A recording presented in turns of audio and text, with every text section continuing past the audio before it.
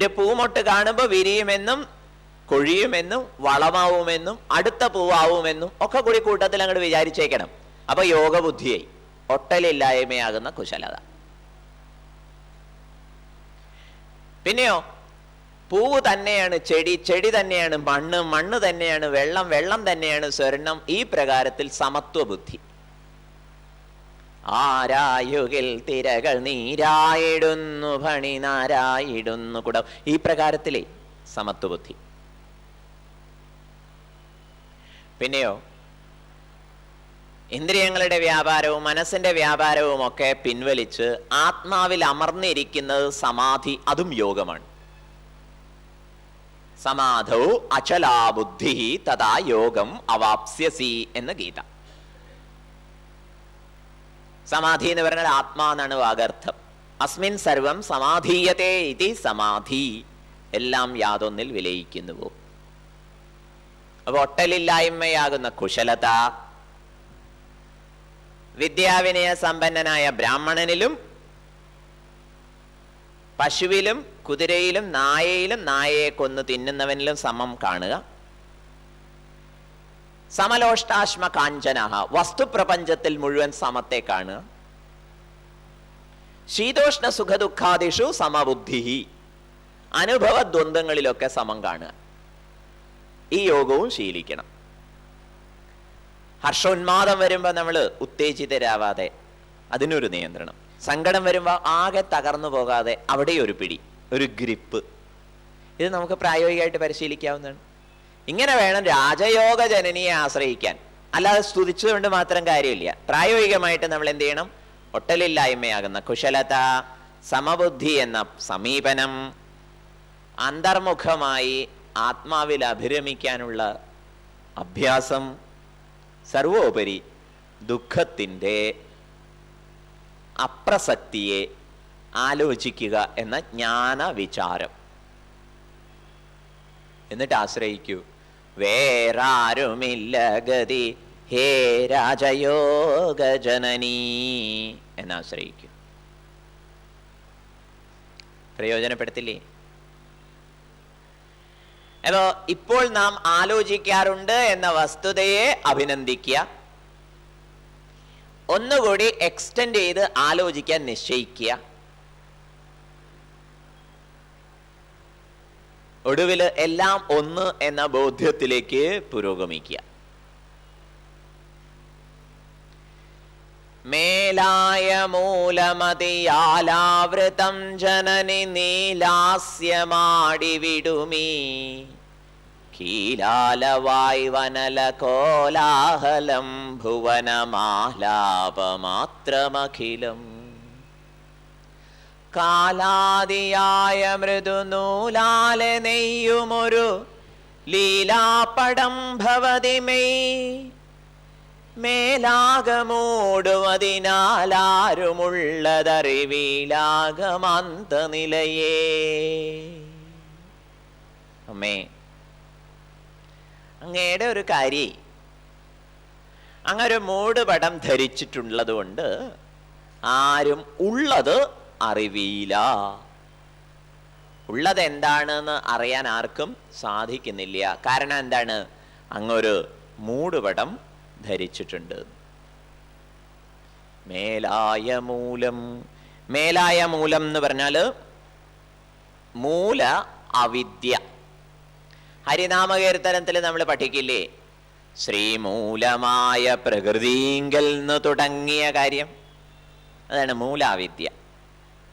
മേലായ മൂലമതിയാൽ, ആ അവിദ്യ കൊണ്ട് ആവൃതം, എല്ലാം മൂടിയിരിക്കുന്നു അമ്മ. ജനനി.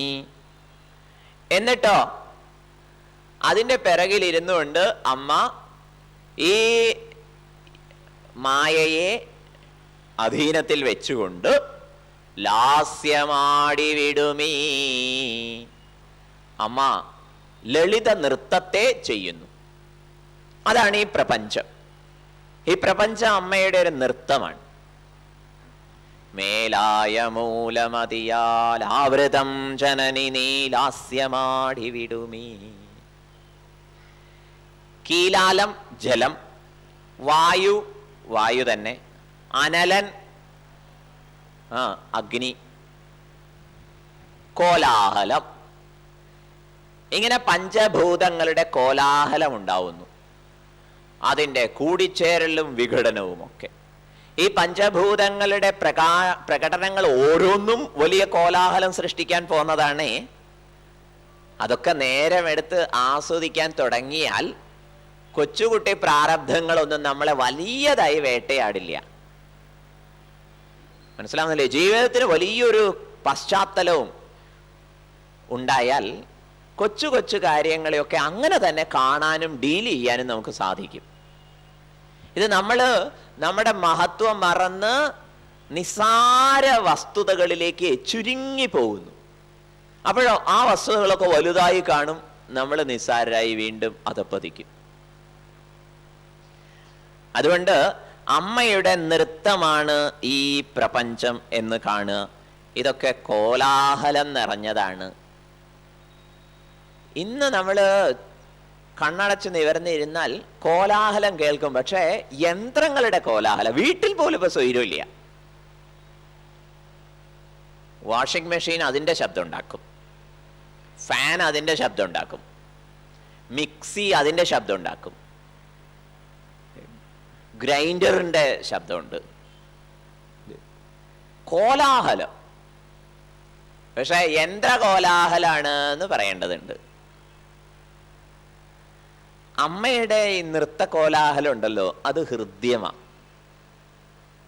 അവസരം കിട്ടുമ്പോഴൊക്കെ കാട്ടിലും നദീതീരത്തും സമുദ്രതീരത്തും വെള്ളച്ചാട്ടത്തിനരികിലും അതുപോലെ തന്നെ പർവ്വതങ്ങളുടെ മുകളിലും മരുഭൂമികളിലും ഒക്കെ ചെന്ന് നോക്കുക.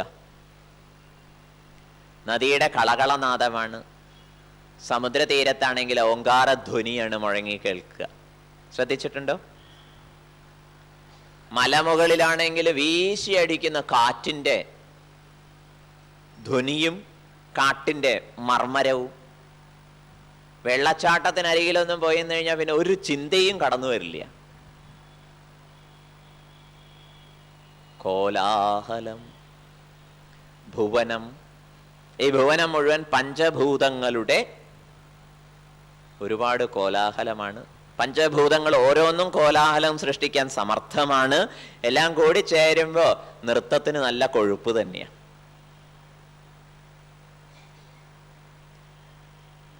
ഈ പർവ്വതങ്ങളൊക്കെ ഉണ്ടായ കഥയൊക്കെ നിങ്ങൾ പഠിച്ചിട്ടില്ലേ?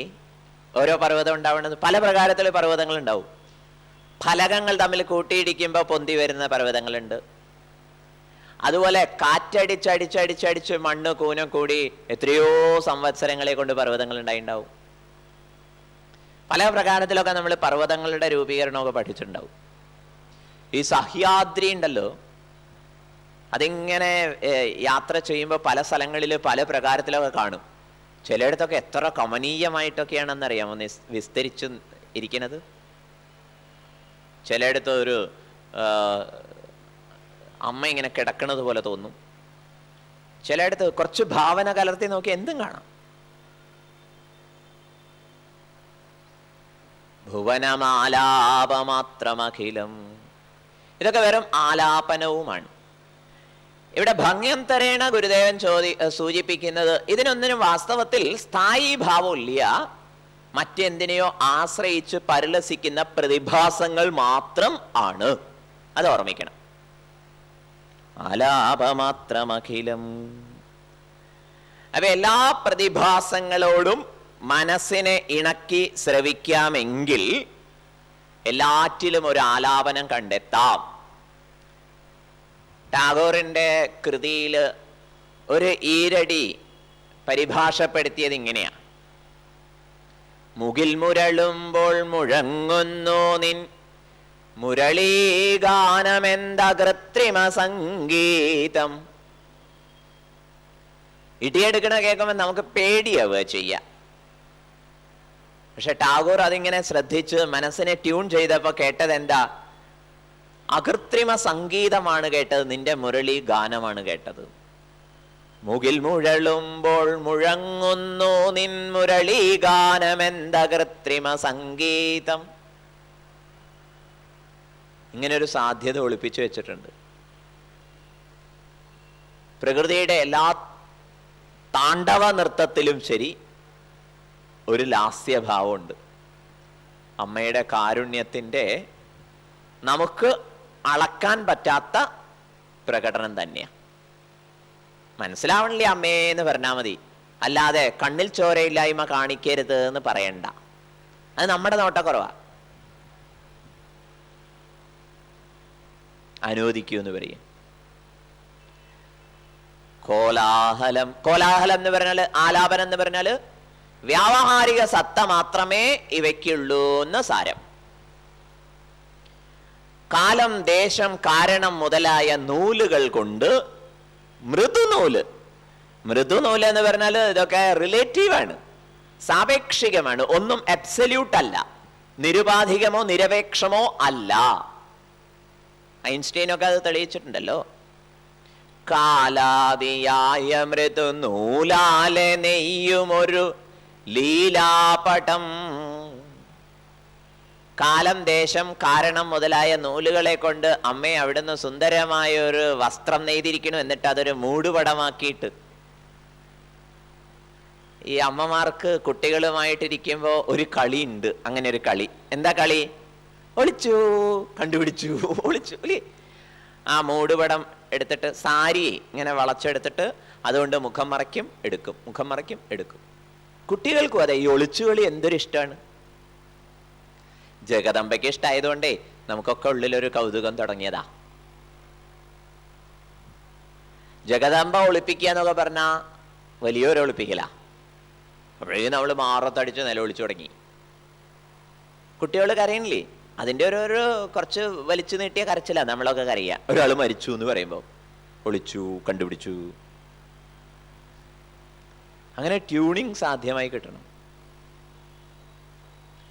കാലാദിയായ മൃദുനൂലാലെ നെയ്യുമൊരു ലീലാപടം ഭവതി മെയ്, മേലാകെ മൂടുമതിനാലാരുമുള്ളതറിവീലാകമന്ത നിലയേ. അങ്ങനെ മൂടിയിരിക്കണോണ്ട് അമ്മേ ആരും ഉള്ളത് അറിയണില്ല. ഉള്ളത് എന്തെന്ന് അറിയണില്ല. പിന്നെ എന്തേ അറിയണുള്ളൂ? പലതായി പ്രകടമായതേ അറിയുന്നുള്ളൂ.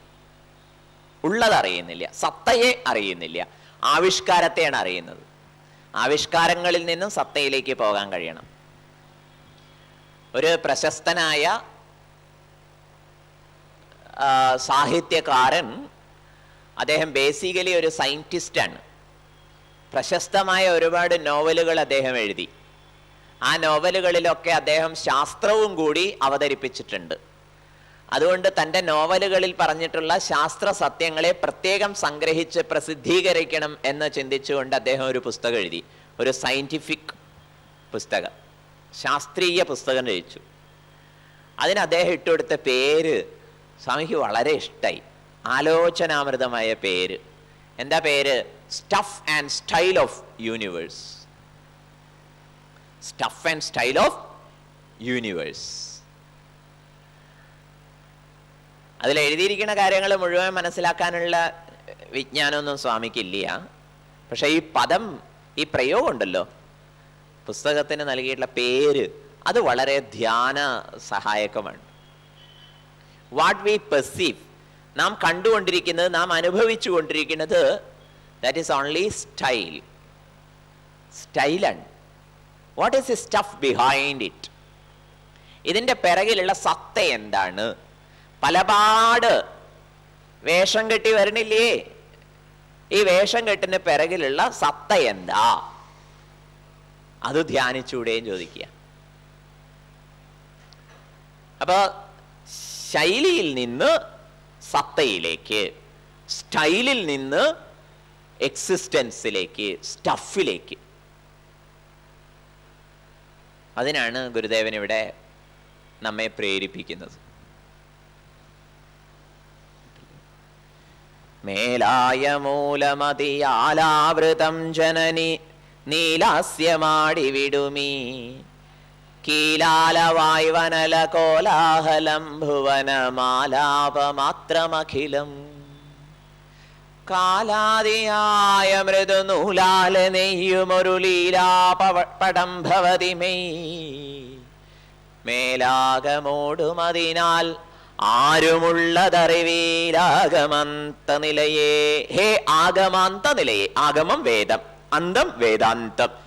വേദാന്തത്തിന് പോലും ഇരിപ്പിടമായവളെ ആരും ഉള്ളതറിവീല. എനിക്കും മനസ്സിലാക്കാൻ പറ്റില്ല.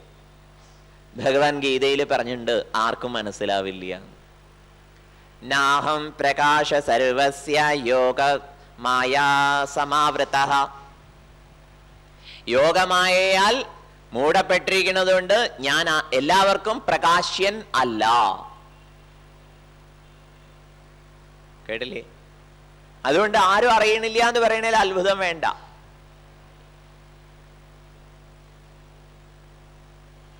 അറിയാൻ നമ്മൾ ഉത്സാഹിച്ചുകൊണ്ടേയിരിക്കുക. അറിഞ്ഞു എന്നുള്ളൊരവസ്ഥ ഉണ്ടാവില്ല. അതെന്താ കാരണം? അറിയുന്ന ആൾ വേറിട്ട് നിന്നുകൊണ്ട് തന്നിൽ നിന്ന് അന്യമായി സത്തയെ അറിയുക എന്നുള്ളത് അസാധ്യം. പ്രശസ്തമായ ദൃഷ്ടാന്തങ്ങളൊക്കെ ഓർമ്മിച്ചോളൂ. ഒരു ഹിമഗണം സൂര്യനെ തപസ് ചെയ്തു.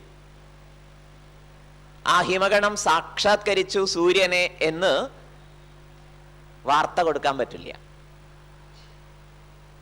ഉപ്പുപാവ കടലിന്റെ ആഴം അളക്കാൻ പോയി, അളന്നു എന്ന് വാർത്ത കൊടുക്കാൻ പറ്റില്ല. പക്ഷെ ഉപ്പുപാവയ്ക്ക് പരാതികളൊക്കെ അസ്തമിച്ചു. ഇതുപോലെ നമ്മുടെ ആ ഒരു എൻറ്റിറ്റി പിന്നെ അപ്രസക്തമാവേ. നദി സമുദ്രത്തിൽ വിലയിക്കുന്നത് പോലെ നാമരൂപം വിഹായ, നാമരൂപങ്ങളൊക്കെ വെടിഞ്ഞിട്ടേ ആ ഒരു അനുഭൂതിയിൽ അറിയുന്ന ആള് അറിയുന്ന വസ്തു എന്ന ഭേദകൽപ്പനകൾ അപ്രസക്തമായതുകൊണ്ട് ആരും ഉള്ളതറിവീല ആഗമാന്ത നിലയേ. വേദാന്തം എന്ന പദത്തിന് അർത്ഥം എന്താണെന്നറിയാമോ? ഒടുക്കത്തെ അറിവ് എന്നാണ്. അറിവ് എപ്പോഴാ അവസാനിക്കുക? അറിവ് അവസാനിക്കുക അറിയാനൊന്നും ഇല്ലാണ്ട വരുമ്പോഴാ. ഇപ്പൊ വേദാന്തത്തിൽ ഒന്നും അറിയാനില്ല, അറിവ് മാത്രമേ ഉണ്ടാവൂ. ആഗമാന്ത നിലയേ. ഉള്ളത് സത്യസ്ഥിതി. മായ കൊണ്ട് പലതായി കാണുന്നു, പരിഭ്രമിക്കാൻ ഇടവരുന്നു. മായയാകട്ടെ തരണം ചെയ്യാൻ അത്യന്തം പ്രയാസമുള്ളതാണ്. അതുകൊണ്ട് ഭഗവാൻ എന്താ പറഞ്ഞത്? മാമേ വയ്യേ പ്രപദ്യന്തേ മായാമേതാം തരന്തി തേ എന്നാണ്. അതുകൊണ്ട് നമുക്ക് അമ്മയോട് പ്രാർത്ഥിക്കാം. വേരായ നിൻ കഴലിൽ ആരാധനം തരണമാരാലിതിന്നൊരു വരം. നേരായി വന്നിടുക വേറാരുമില്ല ഗതി ഹേ രാജയോഗ ജനനീ എന്ന് പ്രാർത്ഥിച്ചോളണം. മാമേ വയ്യേ പ്രപദ്യന്തെ. എന്നെ മാത്രം ആര് ശരണം പ്രാപിക്കുന്നുവോ മായാധീശനെ ശരണം പ്രാപിക്കുന്നവർക്ക് മായാ സന്തരണം സാധ്യമാവും.